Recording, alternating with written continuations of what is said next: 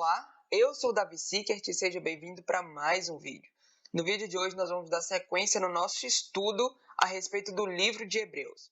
E nosso estudo ele funciona assim, parece o zoom do celular.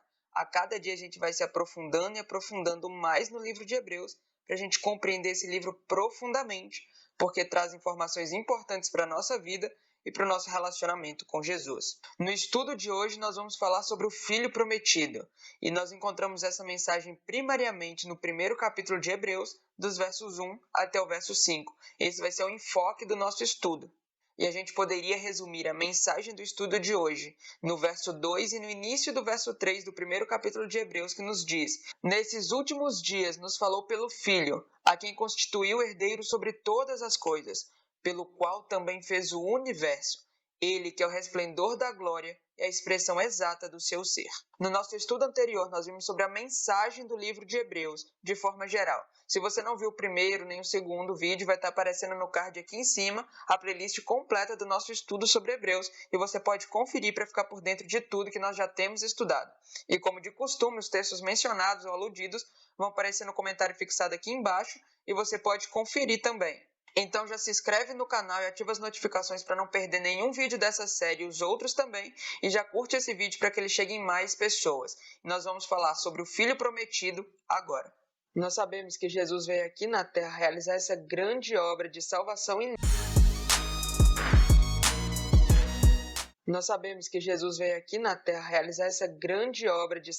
em nosso lugar.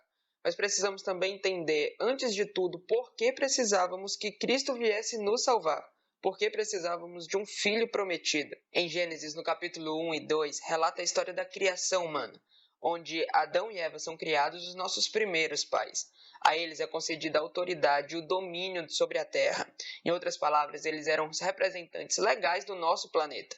Acontece a triste história no capítulo 3 de Gênesis, onde relata que eles, nossos primeiros pais, não resistiram à provação e à tentação e acabaram pecando. Através do pecado, eles perdem esse domínio da terra e que Satanás usurpa e se torna, por um período de tempo, o representante dessa terra, através da usurpação desse domínio que era de Adão e Eva. Dentro desse cenário, em Gênesis 3,15, nós temos a primeira profecia messiânica, a primeira promessa de um Salvador que viria. Ali, Deus promete que enviaria uma semente, um filho, que então salvaria a raça humana do pecado. E sendo assim, Adão e Eva já pensaram que logo seu primeiro filho, seu primogênito, já seria o Salvador. Agora imagine o tamanho da decepção e da tristeza ao ver que seu primeiro filho, em vez de se tornar o libertador e o salvador da raça humana, se tornou o primeiro homicida. Essa mesma promessa pairava por todo o Antigo Testamento, de que uma semente viria para libertar. Essa foi a promessa também feita para Abraão, onde ele teria uma semente, um filho, que abençoaria toda a terra.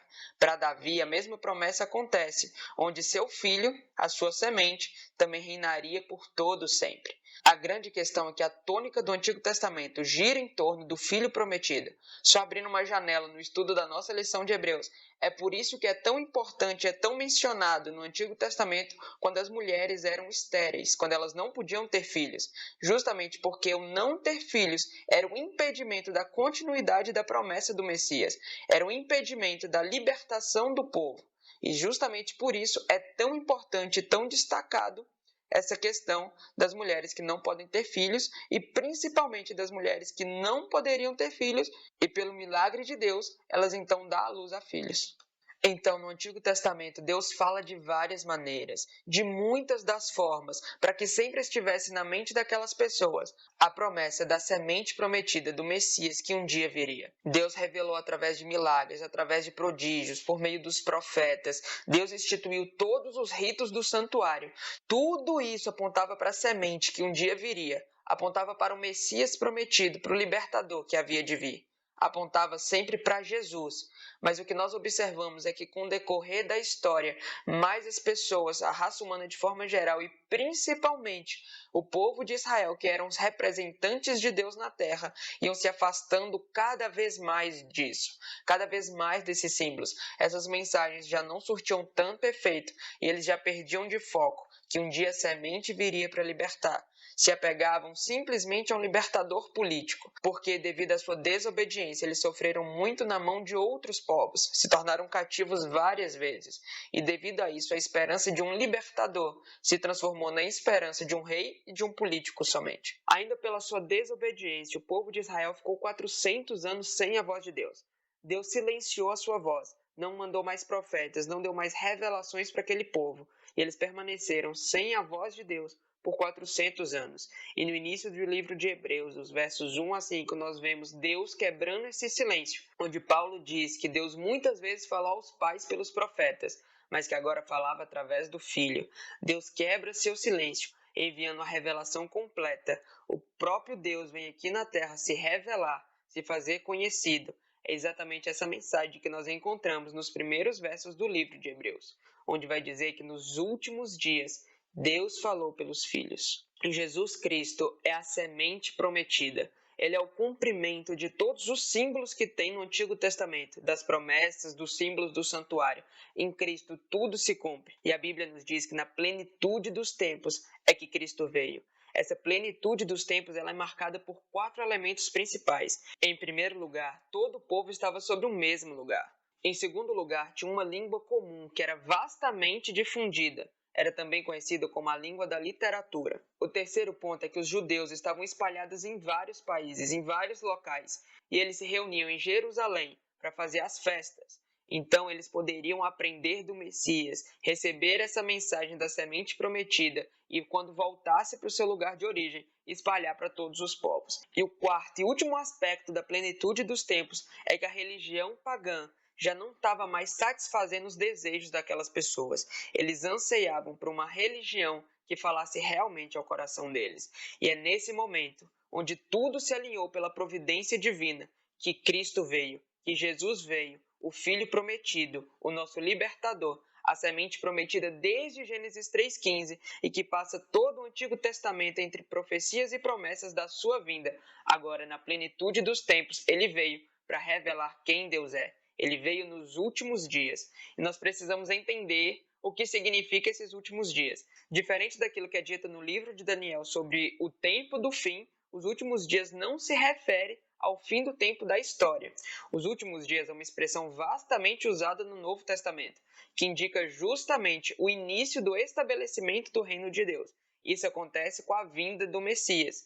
Então, com o nascimento de Jesus, seu ministério, sua morte em nosso lugar, tudo isso dá-se início ao reino de Deus aqui na terra, ao reestabelecimento do reino de Deus, onde Cristo Jesus vai tirar de Satanás o domínio que ele usurpou de Adão e Eva, e ele vai comprar com seu sangue esse domínio de volta, iniciando o reino de Deus aqui na terra, até quando ele será plenamente estabelecido com seu retorno.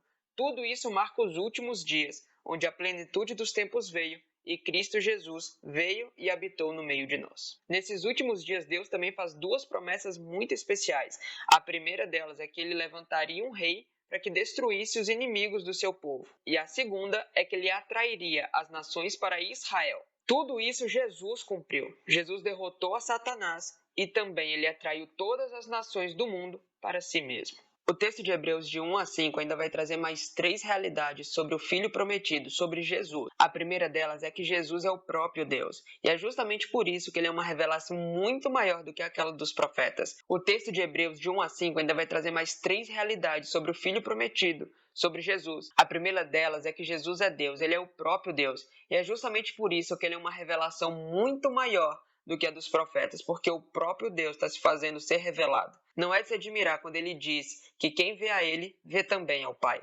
O texto de Hebreus diz sobre Jesus que ele é o resplendor da glória e a expressão exata do ser de Deus. Eu quero dar um exemplo para que essa informação fique clara na nossa mente. Imagina o sol e o seu reflexo nas águas, a sua imagem sendo refletida pelos seus raios de luz.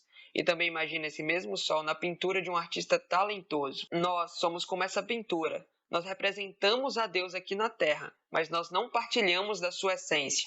Diferente de Jesus, que é como os raios do sol, que partilha da sua essência e da sua natureza. Assim, Jesus representa Deus, sendo o próprio Deus. Ele partilha dessa mesma essência divina. E por isso ele é a maior revelação que o mundo pode ter de quem Deus é. E Deus não fala somente através da mensagem que Jesus traz, mas da própria pessoa de Deus vivendo aqui na terra, Cristo Jesus, que habitou entre nós. Uma outra informação que esse texto traz é que Jesus é tanto criador quanto mantenedor do universo. Outros textos também reforçam essa ideia, como o Evangelho de João, no capítulo 1, e a carta aos Colossenses, também no capítulo 1. Vai confirmar e aumentar nossa percepção que Cristo Jesus é tanto criador como mantenedor de todas as coisas. É através dele que o universo foi feito. Quando nós vemos a interação de Deus no Antigo Testamento, é Cristo Jesus quem está agindo. É Cristo Jesus quem aparece para Abraão, é Cristo Jesus quem aparece para Moisés. As interações divinas de Deus no Antigo Testamento, elas ocorrem através de Jesus. E Cristo Jesus, o mesmo Deus do Antigo Testamento, se revela agora vindo à Terra em forma humana para nos salvar. Por isso, tenha claro em sua mente que Cristo Jesus é tanto nosso Criador, nosso mantenedor, mas ele também é o nosso Redentor, que se entregou para dar vida por mim e por você também. A terceira mensagem que esses textos trazem é a mensagem de Deus para Jesus, relatada no verso 5, que diz: Tu és meu filho e hoje te gerei. Esse texto tem sido tirado de contexto, entendido de forma errada muitas vezes. Muitas pessoas alegam que Jesus não é Deus, porque ele teria sido uma criatura gerada por Deus. Mas isso não faz sentido, em primeiro lugar, pelo contexto que a gente acabou de ver.